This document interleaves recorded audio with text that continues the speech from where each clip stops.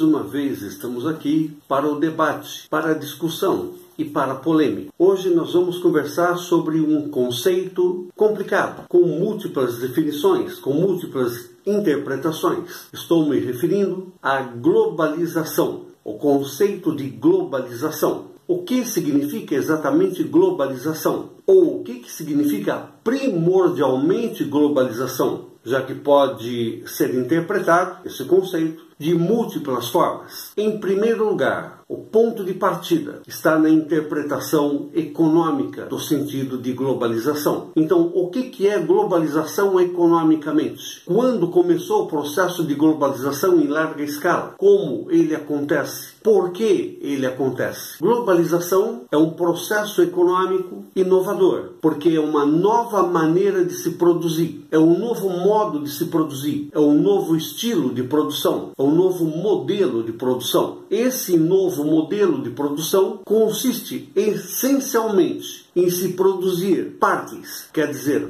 peças, em múltiplos lugares. Montar essas peças em algum lugar e depois distribuir o produto montado localmente, regionalmente ou mundialmente, conforme seja o tipo do produto, conforme seja o mercado que esse produto tenha. Pode ser um mercado global, pode ser um mercado apenas regional, pode ser um mercado local, ou menos ainda, pode ser um nicho de mercado, quer dizer, uma pequena fatia de mercado. Mas por quê se iniciou essa nova maneira de se produzir? O que aconteceu exatamente? Pode-se dizer que, em linhas gerais, o princípio que se aplicava anteriormente se esgotou, gerando uma crise extrema na economia mundial capitalista. E não só na economia mundial capitalista. Eu me refiro ao princípio eletromecânico. Então, até certa altura, tudo funcionava na base de colocar na tomada e movimentar engrenagens. Você ligava um plug numa tomada e você movimentava engrenagens. Eletricidade, mecânica, engrenagens. Então, tudo, até a década de 70, funcionava com base no princípio eletromecânico. Na medida em que o princípio eletromecânico se esgota, quer dizer, em que não é possível mais criar nada de novo com base nesse princípio, não é possível se inventar nada que não haja no mercado, nada novo, então chegou o seu momento em que ou se mudava o princípio ou a economia capitalista entraria em colapso total. Mas surgiu esse princípio. Ele já estava desenvolvido nas Forças Armadas dos Estados Unidos e nas Forças Armadas da extinta União Soviética. Eu me refiro ao princípio microeletrônico, baseado no chip. Então era preciso substituir o princípio eletromecânico pelo princípio microeletrônico, para possibilitar essa maneira global, esse jeito global de se produzirem produtos, que quando chegam ao mercado recebem o nome de mercadorias. O que é necessário para que esse jeito de se produzir, chamado de globalização, funcione, dê certo? Primeiramente, você precisa do chip num computador, que é o equipamento, que é o hardware. Você precisa que esses computadores se comuniquem globalmente, ou que sustentem um sistema de telecomunicações global. Então você tem a telemática. Você juntou a informática de um lado com a telemática, que é a comunicação à distância, hoje essencialmente apoiada na internet. Mas se você vai produzir peças em múltiplos lugares, vai montar essas peças em algum lugar e vai distribuir o produto, quer dizer, a mercadoria, em múltiplos lugares, há algumas exigências.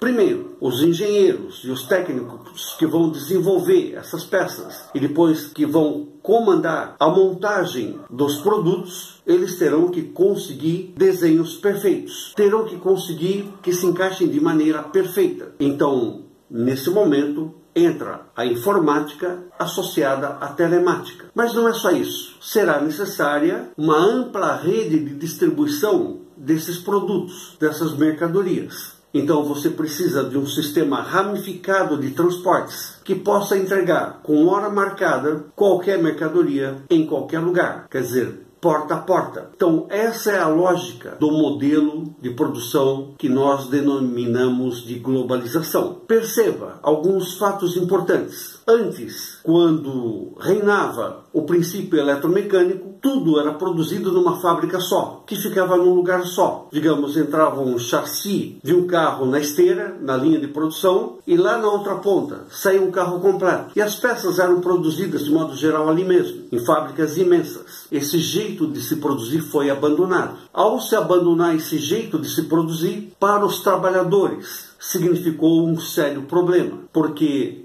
agora a produção poderia acontecer em qualquer lugar do planeta. Os empresários, proprietários dessas empresas ou das ações dessas empresas, poderiam escolher lugares onde a matéria-prima farta e barata. Primeira escolha. Poderiam escolher lugares onde os trabalhadores sejam calmos, tranquilos, sejam desorganizados, não tenham consciência sindical e nem política, não lutem pelos seus direitos, trabalhem praticamente de graça, como acontece em Bangladesh, por exemplo, ou em outros lugares. Então, essa nova maneira de se produzir vai gerar um sério problema organizativo para os trabalhadores de todos os países e globalmente, e virá acompanhado de uma doutrina econômica chamada de neoliberalismo. Neoliberalismo é uma nova doutrina liberal, adequada e readequada aos tempos da globalização, aos tempos que começam em 74 e vêm até hoje e vão avançar um pouco mais. Por hoje nós vamos ficar aqui. Aguardamos você pelas redes sociais. Acompanhe-nos neste canal. Lance suas perguntas, coloque suas dúvidas e entre em debate conosco. É o que nós desejamos. Muito obrigado.